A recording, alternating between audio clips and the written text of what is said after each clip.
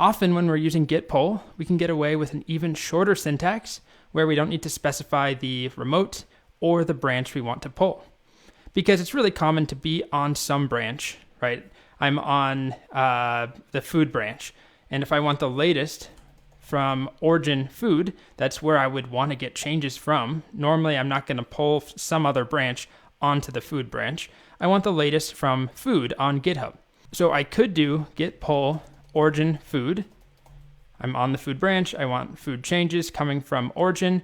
We only have one remote right now, so it should be origin anyway, right? We haven't configured another remote. But origin is just such a common name in Git. Again, you can change all of these, but it's so common that it will default. Git pull will default to origin if you don't specify a remote. And the branch will automatically default to whatever tracking connection is configured for your current branch.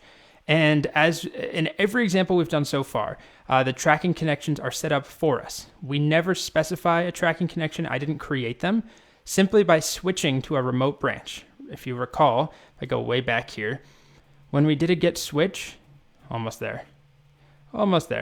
Okay, when we did this, right, git switch puppies or git switch food or git switch movies, that branch was set up for us and it automatically had a tracking reference to the remote branch.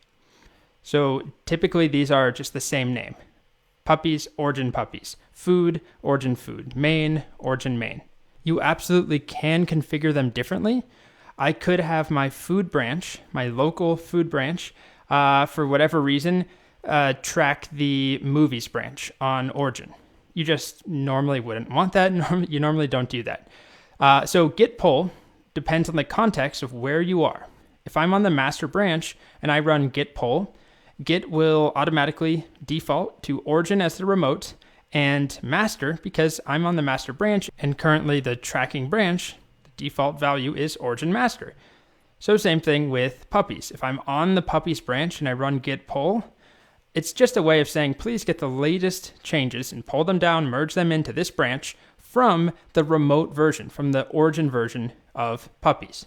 So it's really common to do this because that's normally where you want to pull changes from, right? If I'm on the food branch, I want origin food. So let's do it. I updated the food branch in between videos just to make it faster. I didn't want you to have to watch. I added a T file. All right, I don't have that locally. I'll just prove it, right? We don't see T. We have coffee, but no T. If I do git pull, it pulled the food branch from origin. I see the T file right there. I can view it. If I do git log, I have that new commit. One more example. I updated the fantasy branch. I added a new file, Griffin. There it is. I don't have that. If I switch to fantasy,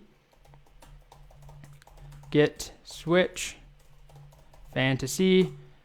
Okay, I don't have that new Griffin file. You can see over here, it doesn't show up.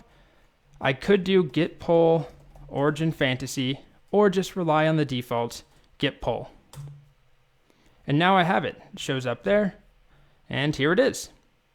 So if you want, you can use that syntax of typing out origin and typing the branch name. Sometimes you need to use that syntax. For example, if you have multiple remotes, which we will, we'll have an upstream and an origin. So sometimes we don't want to default to that origin. But for now, really, most of the time, you can just use git pull, assuming you want to update the puppies branch with the changes from origin puppies, or the movies branch with the changes from origin movies.